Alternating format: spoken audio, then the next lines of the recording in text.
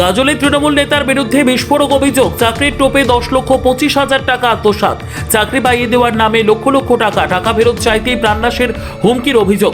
10 লক্ষাধিক টাকার বিনিময়ে চাকরির প্রতিশ্রুতি। গাজলে রাজনৈতিক মহলে তোলপাড়। গাজল পঞ্চায়েত সমিতির সভাপতির বিরুদ্ধে বিস্ফোরক অভিযোগ। হবিপুরের এক বাসিন্দার দাবি, হাই স্কুলে চাকরি পাইয়ে দেওয়ার নাম করে নেওয়া হয়েছিল 10,25,000 টাকা। চাকরি না মেলায় টাকা ফেরত চাইতেই মিলছে হুমকি। ইতিমধ্যে গাজল থানায় দায়ের হয়েছে লিখিত অভিযোগ, যদিও সমস্ত অভিযোগ অস্বীকার করেছেন অভিযুক্ত।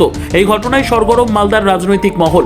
সত্যি কি চাকরির নামে প্রতারণা, নাকি রাজনৈতিক চক্রান্ত? তদন্তের দিকে নজর সবার। কিন্তু এখনো পর্যন্ত সেই টাকা ফিরিয়ে দিচ্ছেন না। অসম্ভব। এভাবে এই বিষয়ে আমার কাছে জানা নেই। যেটা উনি অভিযোগ করছেন সে সর্বৈব মিথ্যা।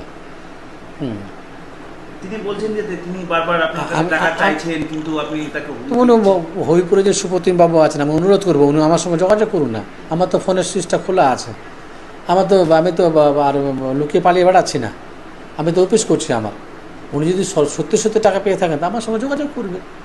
কিন্তু প্রাইমারি স্কুলে বা হাই স্কুলে ব্যাপারে এই সমস্ত বিষয়ে এটা কোনো সারবত্তা নেই। এটা সর্বৈব মিথ্যা কথা। কেন কমপ্লেন করতে গেলে কি মনে হচ্ছে? আমার তো মনে হয় এখন আমাকে জানতে হবে বিষয়টাকে। তো আমি যেটুকু জানি, ওনার সঙ্গে তো আমার সম্পর্ক আছে, কথাটা ঠিক। উনি কিন্তু গাজলে চাকরি করতেন, বিএলএ অফিসে চাকরি করতেন। কিছু টাকা পয়সা আমি বরঞ্চ ওনার সঙ্গে পাবো। আমি বলছি না লোকটা খারাপ, লোকটা কিন্তু ভালো। ওনার সঙ্গে আমার দীর্ঘদিনের সম্পর্কও আছে, আমি দেখেছি, ব্লকে অনেক সময় এসেছে। কিন্তু যে অভিযোগটা উনি করেছেন চাকরির বিষয়ে, সেটার বিষয়ে